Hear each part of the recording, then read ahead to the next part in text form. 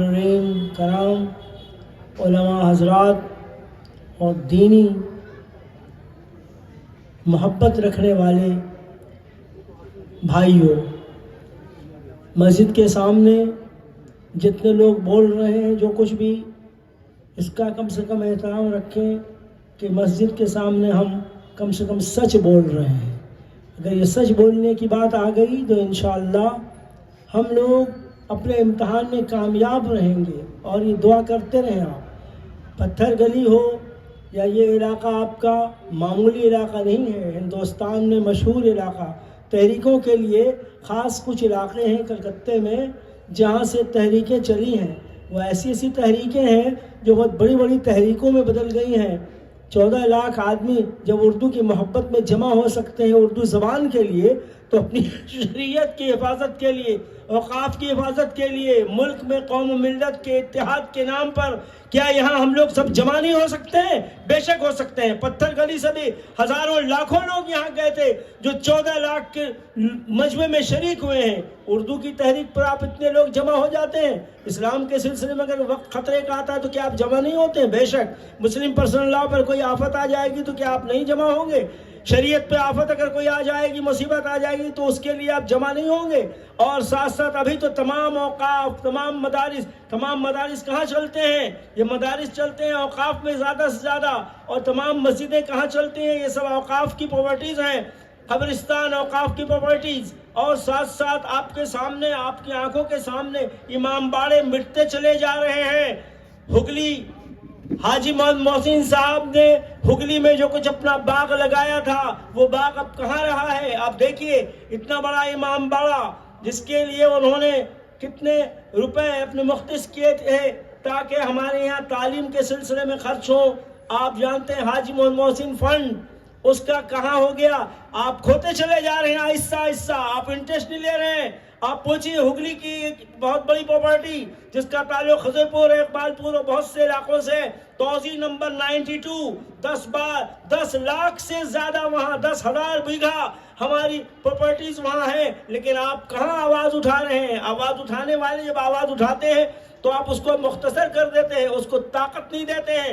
ضرورت اس بات کی ہے کہ جہاں جہاں بھی اوقاف، ٹالی گنج کا وقت آہستہ آہستہ مٹتا چلا گیا، مٹیا بوجھ میں جو اوقاف ہے آہستہ آہستہ مٹتے چلے جا رہے ہیں۔ اگر وہ ہے تو نام برائے نام ہے، وہ ان کی پراپرٹیز کی کون حفاظت کر رہا ہے؟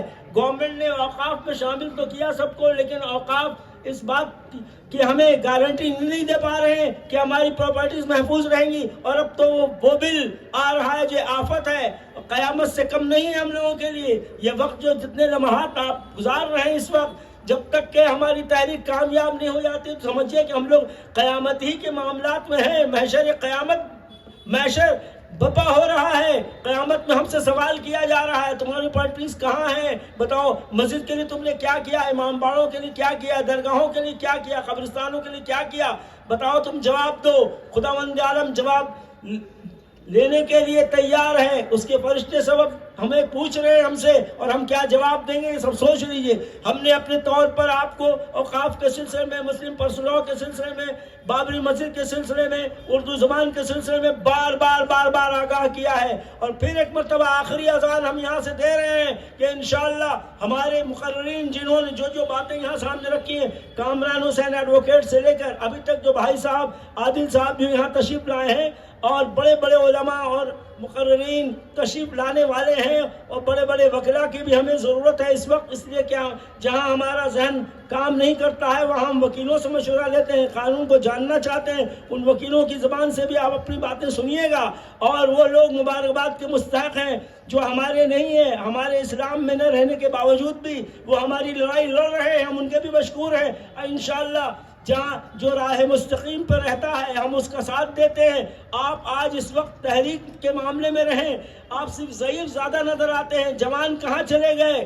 بچے کہاں ہیں؟ اسکول کہاں ہیں؟ مدارس کہاں؟ جو پڑھنے والے لوگوں کا آسام سے ہمارے مدارس کا خاتمہ ہو گیا اور ہم خاموش بیٹھے رہے، کچھ نہیں کیا ہم لوگوں نے۔ اسی طریقے سے یہ لوگ ہر طرح سے ہم لوگوں کو نقصان پہنچانے کی کوشش کر رہے ہیں۔ جب انہوں نے بل پر بل لایا ہے، ہاں کسان ایک مثال ہے جن کی مثال ہمارے یہاں دی گئی، تحریک چلاؤ تو کس طرح سے کم ان बेवकूफ़ किसानों से बेवकूफ़ समझते थे, गरीब समझते थे, नादार समझते थे, लेकिन उन नादार लोगों ने जिस तरह से पार्लियामेंट में अपने तौर पर अपने को लोहा मनवा दिया, उन लोगों ने अपनी तहरीक करके सर्दी हो गुजर जाती है, गर्मी हो गुजर जाती है, और जाहिर है बरसात है वो गुजर जाती है, लेकिन तहरीक कम नहीं हुई, तहरीक में कमी नहीं आई। यहाँ तक कि बिल उन्हें वापस लेना पड़ा है, और उसके बाद भी जहाँ वापस लेने के बाद भी वो राज़ी नहीं हुए। उन्होंने देखा कि तहफ़्फ़ुज़ कहाँ कहाँ तक हो रहा है, कहाँ तक नहीं हो रहा है। हम लोगों को इसके लिए जानना होगा, अच्छी तरह से सामने आना होगा। वो शिया हो या सुन्नी हो, जिस मसलक से ताल्लुक़ रखते हो, वहाबी हो, देवबंदी हो, बरेलवी हो, सिर्फ यही नहीं बल्कि हिंदुस्तान में वो लोग जिनका ताल्लुक़ जैन मज़हब से है, जिनका ताल्लुक़ सिख मज़हब से है, जिनका ताल्लुक़ और दूसरे धर्मों से है, हिंदू मज़हब से भी है, ये लोग जिस तरीके से हम लोगों पर यानी छुरी चला रहे हैं, गर्दन मुसलमानों की पहले काट रहे हैं, इसलिए कि मस्जिदों पर उन्होंने धावा बोला है। अपने अपने गुरुद्वारों के बारे में भी होशियार रहें, अपने अपने पाठशालों के बारे में भी होशियार रहें। एक वक्त ऐसा आ रहा है कि ये लोग सबकी गर्दन काटेंगे इंशाअल्लाह, जैसा हम देख रहे हैं। लेकिन अगर हम लोग मुत्तहिद रहे, हिंदू मुसलमान सिख ईसाई जैनी सब अगर मुत्तहिद हुए, तो इंशाअल्लाह ये कदम जो है नापाक कदम, ज़ाहिर मुक़द्दस इबादत गाहों के ख़िलाफ़ जो ये उठा रहे हैं, हम लोग उनके कदम तोड़ देंगे, उनको लूला लंगड़ा कर देंगे इंशाअल्लाह। और ये जल्द वक्त आने वाला है, उसकी लाठी में देर नहीं है, अल्लाह की लाठी में देर नहीं है, अंधेर है, देर नहीं है। आप देर नहीं कीजिए, मगर अब जब तक कि अपनी कुर्बानी देने के तैयार नहीं होइएगा, हमें संभल से सबक लेना होगा। 5 नौजवानों की शहादत, हम अपने तौर पर उन 5 नौजवानों की शहादत के नाम पर क्या कर रहे हैं? हाँ, उनके पास सच्ची लगन है और शहीद होने का जज्बा है। हम लोग भी अपने जज्बा शहादत को आम करने की कोशिश करें इंशाअल्लाह। व आमीन व रब्बुल आलमीन। प्रोफेसर सैयद हैदर हसन काज़मी साहब, क्योंकि वक्त बहुत कम है और हमारे बहुत ही अहम मुक़र्रिर जो माशाल्लाह मंजर भाई तमाम मस्जिदों में जाकर हर जुमा के बाद लोगों को बता रहे हैं, बेदार कर रहे हैं, हमारे दरमियान है। मैं मंजर भाई से कहूँगा, मंजर भाई आप 10 मिनट आपको देंगे ताकि वक़फ़ के जो नुकसान दे नुकात हैं उस पर वो रोशनी डालें।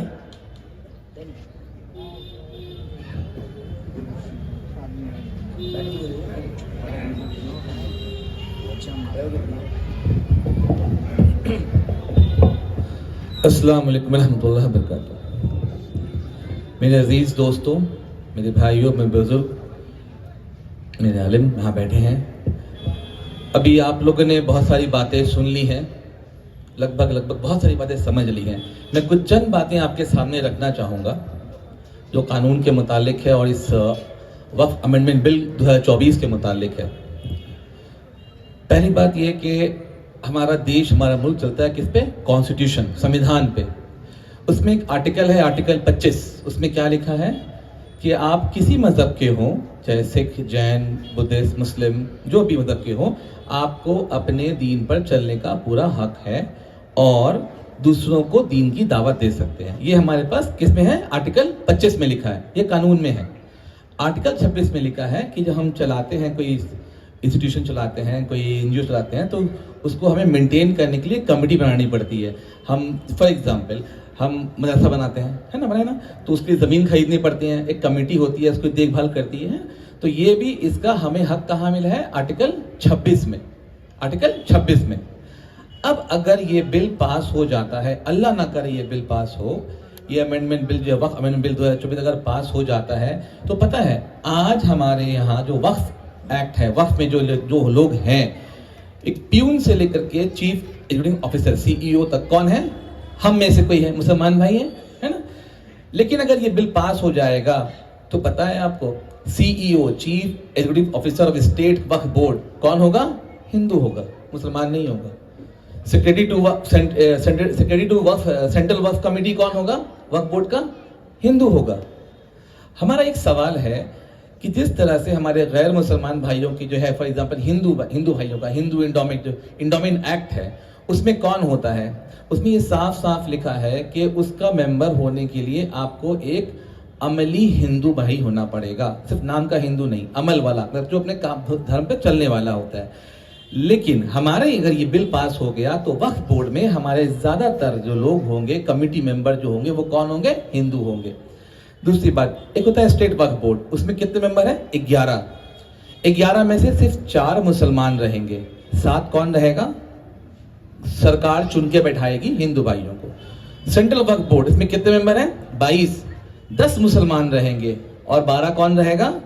हिंदू भाई रहेंगे। ये कहती है सरकार कि यह जमहूरियत है, इसलिए यहाँ पे सबको मिलके रहना है। मैं मानता हूँ जमहूरियत है, मैं ये कहता हूँ, हम ये कहते हैं कि आप 10 और 12 क्या, आप पूरा रख लो, जितने वक्फ बोर्ड के सारे मेंबर को, मुसलमान को हटा के हिंदू को रख लो, हम मान लेंगे। लेकिन क्या ये जमहूरियत वाली बात जब दूसरे कौमों के जो इंडोमेंट एक्ट वगैरह हैं उसमें उनको याद नहीं आती? तो हमें भी वहां पे जगह दो। अगर हिंदू इंडोमेंट एक्ट में है या दूसरे मजहब के जो एक्ट्स हैं उसमें मुसलमान को रहने दो अक्सरियत में, क्या नहीं देंगे? तो इसे कहते हैं डुअल पॉलिसी, जो हम कहते हैं दुगला पॉलिसी, डुअल, यहाँ पे कुछ और वहां पे कुछ और। अगर ये बिल पास हो गया तो ये कानूनी बन जाएगा। दूसरी बात, अगर ये कानून बन गया तो आपको पता है जो हमारे भाई साहब आदिल भाई ने कहा था अभी, और जुगर बहा ने कहा, ये वक्फ का काम कब से शुरू हुआ? आज से, कल से, 200 साल से, 500 साल से नहीं, ये नबी सल्लल्लाहु अलैहि वसल्लम के वक्त से चल रहा है ना? तो उस वक्त क्या हमारे पास रजिस्ट्रेशन वगैरह करने का कोई तरीका था? नहीं था। हिंदुस्तान में रजिस्ट्रेशन करने का काम कब शुरू हुआ? 1908। 1908 के बाद से ये हो गया कि आपको रजिस्ट्रेशन करवाना पड़ता है। अगर आप कोई फ्लैट खरीदते हो तो आप क्या करते हो? उसको रजिस्ट्री करते हो, म्यूटेशन वगैरह करते हो ना। ये कानून कब से बना? 1908 के बाद से बना हुआ। लेकिन जो लोग, जो मुसलमान भाई, जिन लोगों ने अपनी मेहनत की कमाई करने के बाद उसे अपने ऊपर खर्च ना करने के बजाय, खर्च करने के बजाय उन्होंने क्या किया? वक्फ कर दिया अल्लाह के नाम पे। इससे क्या फायदा होगा? उनको सवाब मिलेगा, है ना? उसके बाद क्या होगा? उन्होंने क्यों किया? सवाब तो मिलेगा ही अल्हम्दुलिल्लाह इंशाअल्लाह। उसके बाद हम लोगों के लिए, आने वाले जो लोग हैं उनकी भलाई के लिए, आज आपको पता है हमने अगर वक्फ का जो देखते हैं पूरे हिंदुस्तान में जो जायदाद है उसको हमने 3 हिस्से में देखा है। उसमें 35% पता क्या है? उसमें इंस्टीट्यूशंस, इदारे, आपने नाम सुना होगा, AMU, अलीगढ़ मुस्लिम यूनिवर्सिटी, जामिया हमदर्द वगैरह, ये सब क्या है? वक्फ की जमीनें हैं। यहाँ पे ये सब वक्फ की जायदाद है जिससे हमारे बच्चे और गैर कौम के बच्चे भी पढ़ रहे हैं, एजुकेशन मिल रही है हमारे बच्चों को भी और सबको, पूरे हिंदुस्तानियों को मिल रही है अल्हम्दुलिल्लाह। 40% में क्या है? मस्जिद, मदारिस, कब्रिस्तान, और 25% वो करप्शन में जा चुका है इनकी मिली भगत से। तो अगर हम ये कहते हैं, अगर इनका कहना है कि करप्शन है, अगर हम उनके 44 पॉइंट जो है इस अमेंडमेंट बिल में देखें तो उसमें एक पॉइंट भी ऐसा नहीं है जो उस 25% करप्शन को दूर किया जाए। दूसरी बात, करप्शन में जो लिया गया है, जो खोया है हमने हमारी जायदाद को, वो कहाँ गया है? आपको पता है? रेस कोर्स की जमीन, या आपका जो अंबानी का घर है, आज के टाइम पे सबसे महंगा घर अंबानी का घर है ना? वो भी तो किसका जमीन है? वक्फ की जमीन है। तो उस पर भी उसने कैसे भी करके कब्जा कर लिया, कानून को पैसे जो भी करके करप्शन के कर लिया। तो हमारा कहना है कि अगर आप कह रहे हो कि वक्फ में करप्शन है इसलिए हम बिल ला रहे हैं, अमेंड चेंजेस कर रहे हैं बिल में, तो उसके लिए आपने एक पॉइंट क्यों नहीं लिखा? तो ये एक्चुअली इनका मकसद है, जो जा चुका है हमारे हाथ से तो उसको लीगल तरीके से वो अपने हाथ में कर लेंगे, उनको दे देंगे, और जो हमारे पास है उसे अपनी हकदर्मी से, ताकत से, लीगल तरीके से हमसे छीन लेंगे। एकदम सिंपल वर्ड्स में कह रहा हूं मैं, बहुत आगे नहीं बात कर रहा। अगर सुन लीजिए, दूसरी बात, अगर ये वक्फ बिल पास हो जाती है तो पता है जो हमारे कलेक्टर होते हैं ना, कलेक्टर साहब जो दूसरे जो इंडोमेंट एक्ट वगैरह हैं उसमें उनकी क्या वैल्यू होती है? He is a revenue collector. उनकी अहमियत वहीं तक है, रेवेन्यू कलेक्टर, हिसाब किताब देखना, उसके बाद कुछ नहीं कर सकते। अगर ये बिल पास हो गई तो पता है वो क्या होंगे? वो यहाँ पे सब पूरा उनका हक हो जाएगा, वो कानूनी तौर पे। एक छोटा एग्जांपल देता हूँ, अगर मान लीजिए 2 लोगों में झगड़ा हो गया, 2 ग्रुप में, तो क्या करते हैं? हम जाते हैं थाना, FIR दर्ज करते हैं, IO जो होता है इन्वेस्टिगेशन ऑफिसर, वो उसको तफ्तीश करता है, एक रिपोर्ट बनाता है, दोनों पक्ष के वकील जो है अपने अपने बात को के कोर्ट में रखते हैं, और एक जज साहब होते हैं जो दोनों पक्ष की वकील की बात को सुनने के बाद, गवाह वगैरह देखने के बाद एक फैसला सुनाते हैं। आपको पता है अगर ये बिल पास हो गया तो کلیکٹر صاحب کو یہ حق رہے گا، آپ کی مسجد میں آئیں گے اور ایک پرچہ لگا دیں گے کہ یہ وقف کی زمین نہیں ہے، سرکاری زمین ہے، انکروچڈ لینڈ ہے، یہ آپ کی نہیں ہے. اور ان کا یہ حق رہے گا کہ وہ جب تک ہم اس کو پروف نہیں کر سکتے، ڈاکیومنٹس نہیں دے سکتے نا، تب تک وہ کیا کہلائے گی؟ Government property. سمجھ گئے؟ اب جو کلیکٹر صاحب ہے ان کو وقف میں اتنی ویلیو ہو جائے گی، ان کی اتنی طاقت ہو جائے گی، جو میں نے ایگزامپل دیا آپ کو، کچھ اگر پرابلم ہوتی تو اس کو ہم لوگ تھانہ میں جاتے ہیں، جو بتایا آپ کو. یہاں پہ انویسٹیگیشن آفیسر کون رہے گا وقف کی جائیداد کا؟ کلیکٹر صاحب. رپورٹ کون تیار کرے گا؟ کلیکٹر صاحب. یہاں پہ فیصلہ کون سنائے گا؟ کلیکٹر صاحب. مطلب آپ سمجھ رہے ہو دادا گیری، حق گرمی کیسی ہے. ایک ہی انسان وہی کمپلین کرے گا، وہی پورا تفتیش وہی کرے گا اور پورا فیصلہ وہ سنا دے گا. اللہ نہ کرے اگر یہ بل پاس ہو گیا تو فجر کی نماز اس مسجد میں پڑھتے ہو آپ نا؟ پڑھتے ہو نا الحمدللہ. آپ فجر کی نماز پڑھ کے یہاں سے نکلو گے اور اگر وہ پرچہ لگ گیا 8-9 بجے دن میں صبح میں، تو 12-2 بجے جب آؤ گے نا نماز پڑھنے کے لیے، مسجد نہیں رہے گی اور وہ بلڈوزر بھیج کے مسجد کو شہید کر دے گا اور وہ اس کا قانونی حق ہو جائے گا. ابھی کچھ ہفتوں پہلے کی بات ہے، آپ نے سنا ہوگا سب نے، سپریم کورٹ نے کیا کہا تھا، جو آپ یو پی وغیرہ میں خاص کر کے جو بلڈوزر والا کام چل رہا تھا، گھر گرا دے رہے تھے، دکانیں گرا دے رہے تھے، سپریم کورٹ نے کہا کہ آپ ایسا نہیں کر سکتے اور جتنے لوگوں کا گھر گرا دیا ہے ان کو 25 لاکھ روپیہ معاوضہ دیا جائے، کیونکہ وہ صحیح نہیں ہے، وہ طریقہ صحیح نہیں تھا، اسٹیٹ گورنمنٹ نے کیا تھا، وہ طریقہ صحیح نہیں تھا، اس لیے سپریم کورٹ نے اس پر یہ فیصلہ کیا. لیکن اگر یہ بل پاس ہو گیا تو جب کلیکٹر صاحب بھیجوائیں گے نا بلڈوزر تو وہ قانونی ہو جائے گا. اب سمجھ رہے ہیں؟ دوسری بات، اس میں ایک بل میں ایک پوائنٹ یہ بھی ہے کہ متولی صاحب ہوتے ہیں، اگر وہ کلیکٹر صاحب کی بات نہیں مانتے، ان کی جی حضوری نہیں کریں گے تو بنا کسی جرم کے 6 مہینے تک ان کو جیل میں سڑایا جائے گا، بنا کسی جرم کے، اور 1 لاکھ روپے تک کا ان کو جرمانہ بھرنا پڑے گا، فائن. یہ بل میں ہے، اگر یہ پاس ہو گیا تو سوچ لیجیے آپ. ایک اور بات، ابھی آپ دیکھو جو بہت سارے لوگ ہیں جو آپ نے دیکھا ہوگا تو مرتے وقت اپنے بستر پہ ہیں اور انہیں وقف کیا بہت ساری جائیداد، اس کا کوئی رجسٹری تو ہوا نہیں. جب میں مالک ہوں، مان لیجیے میں مرنے والا ہوں، مجھے پتا ہے میرا وقت ختم ہو گیا، میں نے اپنے گھر والوں کو بولا بھائی یہ زمین یہ جائیداد وقف کر دو، باقی کا تم لوگ آپس میں بانٹ لو. تو وہ جو حصہ ہم نے وقف کر دیا جن لوگوں نے، تو جا کے کورٹ میں رجسٹری تو نہیں کیا ان لوگوں نے، ہے نا، وہ تو مر گئے وہاں پہ، تو وہ ساری جائیداد وہ وقف کی نہیں رہے گی، وہ گورنمنٹ پراپرٹی کہلائے گی.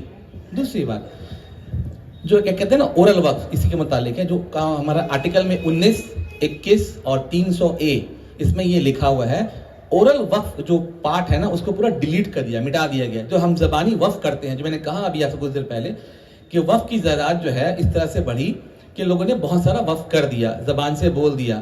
ایک چھوٹا ایگزامپل لیتا ہوں، ہمارا ہندوستان جو بٹوارا جو ہوا انڈیا پاکستان کا، اس میں کیا ہوا، اکثر مسلمان جو اچھے پیسے والے تھے زیادہ تر وہ چلے گئے پاکستان، بنگلہ دیش چلے گئے نا. وہ کیا لے کے گئے ہوں گے اپنے ساتھ؟ اپنے زیور لے گئے ہوں گے، کاغذات لے گئے ہوں گے، بچوں کو لے گئے ہوں گے، گاڑی وغیرہ تھی تو وہ لے کے چلے گئے. کیا وہ زمین لے کے گئے تھے یہاں سے؟ جو زمین ان کی تھی اکثر نے وقف کر دیا. اب وہ کیا ہوگا، انیمی پراپرٹی، کیونکہ پاکستان جو ہے پڑوسی ملک انڈیا کے حساب سے وہ ہمارا دشمن ملک ہے، تو دشمن ملک کے لوگ کی جو پراپرٹی ہے وہ انیمی پراپرٹی ہو گئی، وہ بائی ڈیفالٹ سرکار کی ہو جائے گی. اب سوچ لو. تو یہ اس طرح سے ان بہت ساری باتیں، اگر میں 44 پوائنٹ کو بولنا جاؤں تو کم سے کم 4-5 گھنٹے مجھے لگ جائیں گے. میں صرف کچھ بات کہہ کے آپ کو سمجھانے کی کوشش کر رہا ہوں، میں ڈرانے نہیں آیا یہاں پہ. ایک آخری بات کہہ رہا ہوں، ابھی ہمارے سارے بھائیوں نے کہا ایک ہی بات پہ، اصل میں پتہ ہے کیا ہے، ہم مسلمان بعد میں ہوتے ہیں، پہلے ہم بریلوی، دیوبندی، شیعہ، اگڑم، بہت سارے مسلک پہلے بن جاتے ہیں. یہ جب تک ہم اس سے باہر نہیں نکلیں گے نا، ہم ایک نہیں ہو سکتے، ہم ایسے کٹتے رہیں گے. ہندو بھائیوں کے بعد سب سے زیادہ آبادی کس کی ہے؟ ہماری ہے. پھر بھی ہم کہاں پھیلے ہوئے ہیں، ہم بکھرے ہوئے ہیں، بٹے ہوئے ہیں.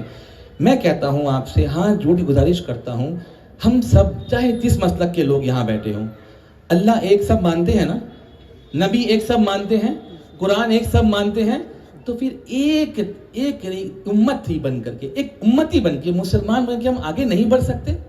ابھی عادل صاحب نے کہا، یہ بہت تکلیف والی بات ہے، جب میں اور جب گاؤں کے علاقے میں جاتا ہوں وہاں پہ الحمدللہ سارے لوگ آتے ہیں، جھنڈ لگ جاتی ہے.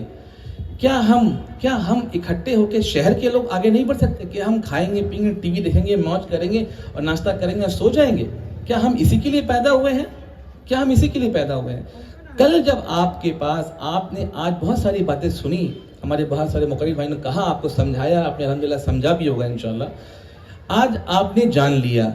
آپ کو پتہ ہے اگر آپ قرآن کی ایک آیت بھی سیکھ لو نا تو آپ پر فرض ہو جاتا ہے کہ اسے اگلے تک پہنچاؤ. ابھی آپ نے کچھ اچھی باتیں سیکھ لی, سمجھ لیا, تو آپ پر یہ فرض ہے کہ آپ سارے بھائی کو بولو. کم سے کم 27 تاریخ کو جو پروگرام ہونے والا ہے تو وہاں پہ کم سے کم 2 لاکھ لوگ تو مسلمان آ ہی سکتے ہیں. اس شہر کلکتہ میں 2011 کی سینسس کے حساب سے 9,26,414 مسلمان تھے 2011 کی سینسس رپورٹ کے حساب سے. آج تو وہ کم سے کم 12-13 لاکھ تو آرام سے ہو گئے ہوں گے, 15 لاکھ کے قریب. تو اس میں صرف 2 لاکھ نہیں آ سکتے یہاں پہ ہم اٹھ کر کے. ہاں اکبر, اگر یہ بل پاس ہو گیا, مان لو اللہ نہ کرے پاس ہو گیا, میں کچھ اہم باتیں رکھ رہا ہوں, پوچھ رہا ہوں سوال پوچھ رہا ہوں آپ سے. اگر یہ بل پاس ہو گیا, اگر مسجد نہیں رہی تو شاید اپنے نماز گھر پہ پڑھ سکتے ہو, اپنے دکان میں پڑھ لو گے, اپنے آفس میں پڑھ لو گے, ہے نا. اگر آپ کے مدارس نہیں رہے, مدرسہ نہیں رہے, تو شاید آپ بچوں کو گھر میں پڑھا لو گے, امام صاحب کو گھر میں بلا کے پڑھا لو گے. لیکن اگر قبرستان بھی نہیں رہی تو کیا آپ اپنے گھر میں دفن کرو گے, یا جلاؤ گے, یا پانی میں بھساؤ گے؟ بہت چھوٹا سا سوال ہے. آپ سوچ لو ہم کہاں جا رہے ہیں. آج وقت کی پکار ہے, چیخ چیخ کے بول رہی ہے, ایک ہو جاؤ, ایک بینر کے اندر امت بن کے آ جاؤ. ہم مسلمان ہیں, مسلمان بن کے آگے بڑھو. جب ہماری پاس طاقت نہیں تھی, جنگ بدر یاد ہے آپ سب کو, آپ نے سب نے سنا جنگ بدر کے بارے میں. ہماری کتنی طاقت تھی, نہ ہمارے پاس ہتھیار تھا, نہ ہمارے پاس لوگ تھے. ہم صرف 313 تھے, وہ 1000 تھے, اور کافی مضبوط تھے وہ لوگ. پھر بھی ہم جیت گئے. کیوں؟ کیونکہ ہم ایک ہو کر تھے, ایک ہو کر کے تھے. دوسری بات اور آخری بات میں کہنا چاہتا ہوں, ابھی جو ہمارا بل پاس نہیں ہوا اس ونڈو سیشن میں, اور اس کا وقت مانگا گیا ہے, اس مہینے کے آخر تک جے پی سی اپنی رپورٹ طے کرے گی, اس کے بعد وہ بل پاس ہوگا. تو کیا ہم اس وقت یہ کیا کہتے ہیں, سردی کا موسم ہے, گھومیں گے پھریں گے اور موج کریں گے, پارک میں جائیں گے اور کھیل کود کریں گے, کیا اسی کے لیے وقت ملا ہے؟ ہم اس لیے بیٹھ گئے ہیں؟ نہیں. آپ یاد کرو جنگ احد کے بارے میں. آپ کو پتا ہوگا جنگ احد میں ہمارا کیا حال ہوا تھا, ہے نا. کیونکہ ہم سمجھ گئے تھے کہ ہم جیت جائیں گے, ہم نے پہلے سوچ لیا تھا کہ ہاں ہم جیت جائیں گے, اور وہاں پہ ہمارا کیا حال ہوا تھا. تو وہ حال دوبارہ ابھی نہ ہو جائے, اس کے لیے میں آپ سب سے گزارش کروں گا کہ ایک مسلمان بن کے ہم ایسے ہیں ان 5 انگلیوں کی طرح, الگ الگ, اس انگلی کی ویلیو نہیں ہے. اکٹھے ہوں گے تب طاقت بنے گی. میں پھر کہہ رہا ہوں, بار بار کہہ رہا ہوں, اکٹھے ہو کے انشاءاللہ ہم آگے بڑھیں.